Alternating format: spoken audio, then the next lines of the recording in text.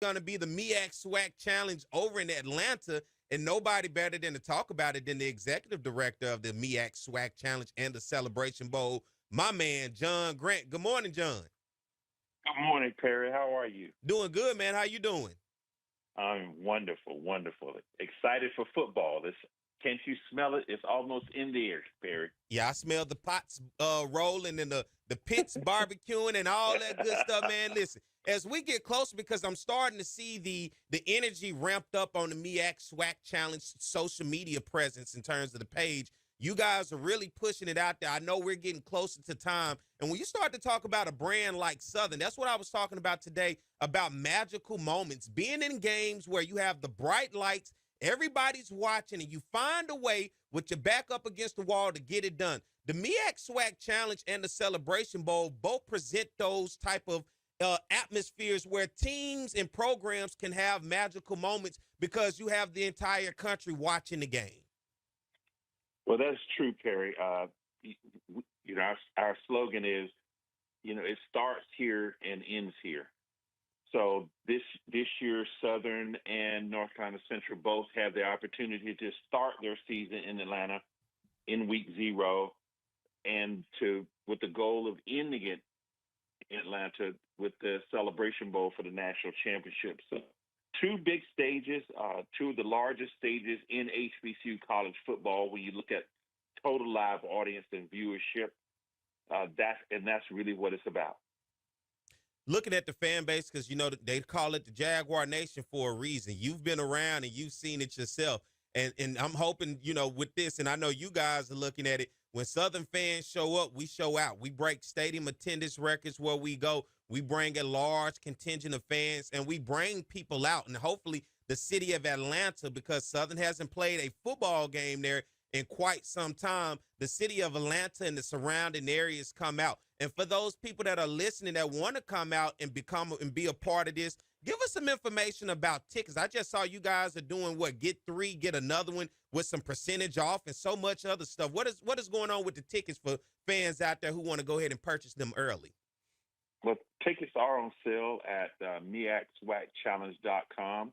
On our website. We're running a promotion right now as a part of the Juneteenth weekend.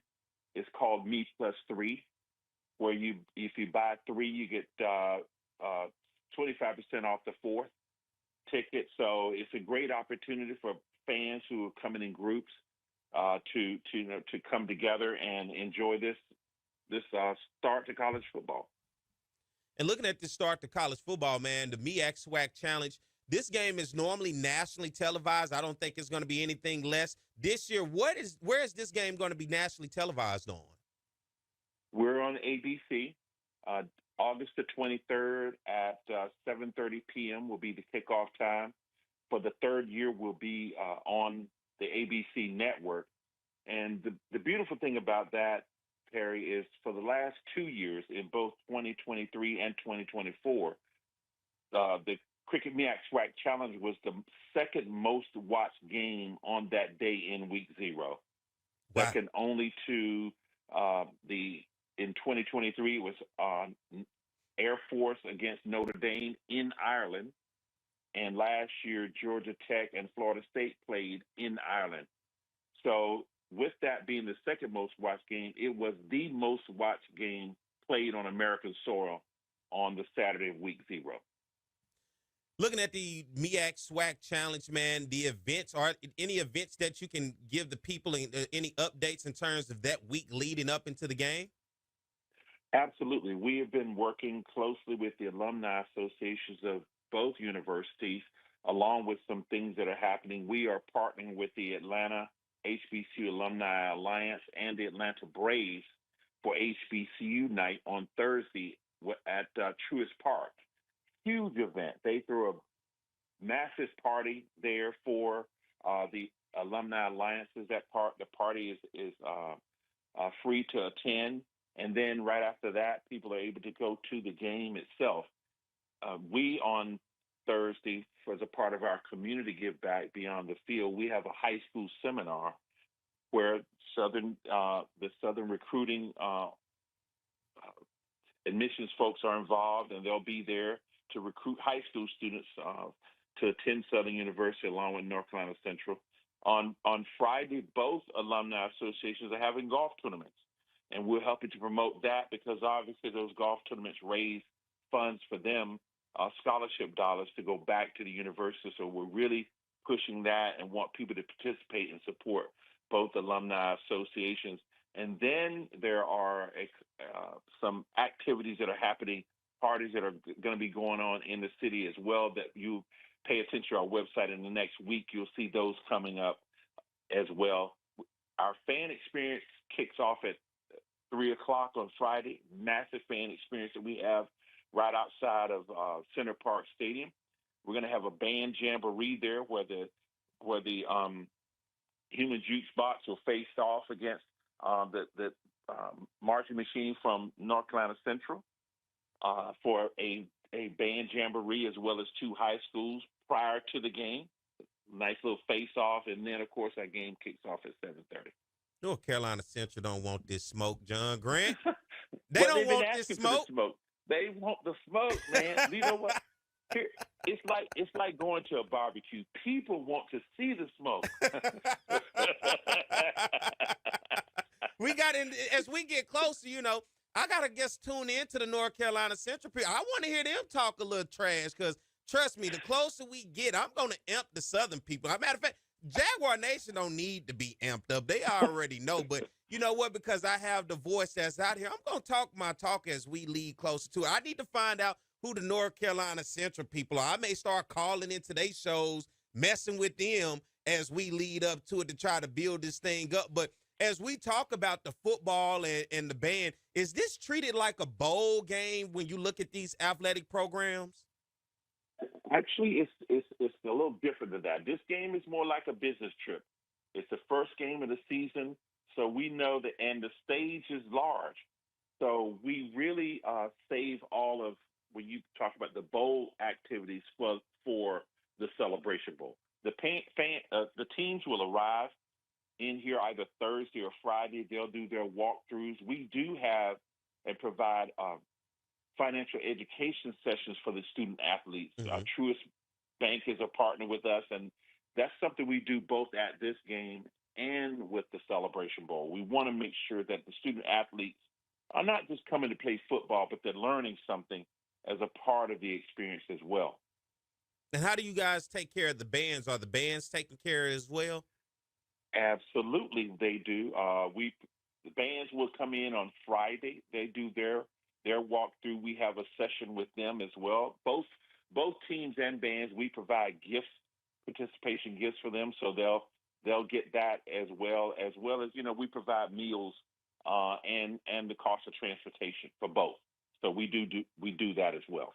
Nice. I'm always curious because fans out there always want to know, how are we being treated when we participate in these games, and why do we participate in them? But it's good to give information out there for people to have full understanding on what to look for and what to expect, and then at the end of the day, why we participate in it, how we're treated, and most importantly, I like being on ABC if that's the thing about it. That's when it goes back to that magical moment that I'm talking about. The bright lights with everybody watching across the nation, and for somebody who was out there who may not even know who Southern is, and let's say, we win this game the way I'm anticipating, and it's one of those back and forward, and it's like, wow, that was magical, and people talking about it, ABC, ESPN, everybody's posting.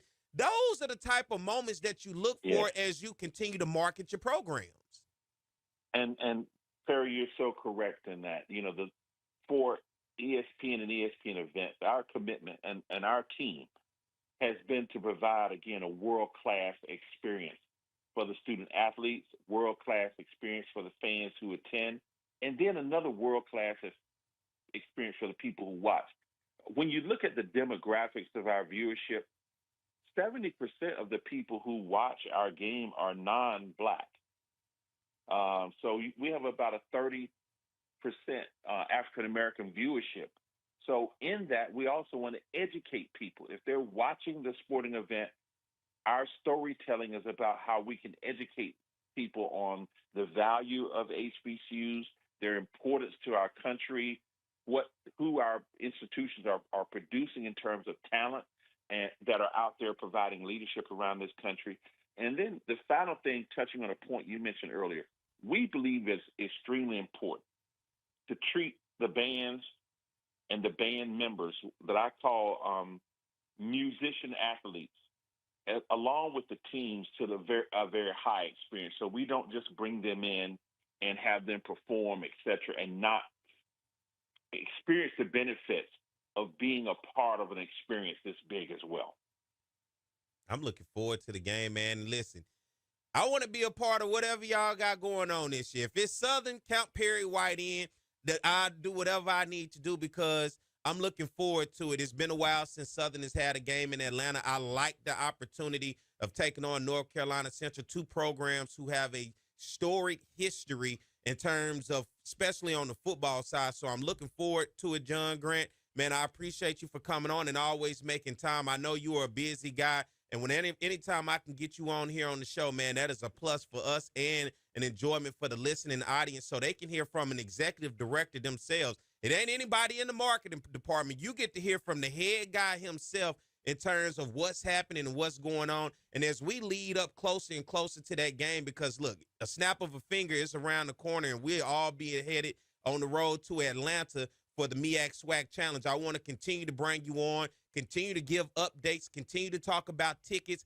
and continue to promote this game so our fans and everybody out there can understand why is it important for us to show up and show out over in Atlanta. And if we're not going to make it to Atlanta, let's have watch parties all across the country as we continue to cheer on our Jaguars and watching a great game against North Carolina Central on a major stage like ABC. Now, I do want you to call Josh and his group over there, because he's a North Carolina Central alum. Josh Sims? And Josh Sims is a Central alum, and make sure you hit him up on his show, and because that's where the trash talk, will take place. But they get a little emotional sometimes. They get a little emotional sometimes. They get. But you let Josh know that the Jaguar on the way, and I think that this it'll be a great match opportunity for you two guys to banter a little bit. Put us together too when we all get to Atlanta. Let's do something with Josh and I between the two fan bases where we can do some stuff too. Let's make that happen. Great idea, and I will take you up on that. Hey, I'm right here. Let's make it happen because I know he loves his Eagles. I love my Jaguars. We both have listening audience between both of us with our fan bases. Man, we can make something work, and I think that could be marketing and promotion-wise for the game that could be really good, man. Excellent. Well, I appreciate you, my friend. Thanks for having me. All right. That is the voice of John Grant, the executive director of the MEAC SWAC Challenge, as well as the Celebration Bowl. Thank you, John Grant, for joining us this morning. Thank you for having me. I appreciate you, buddy.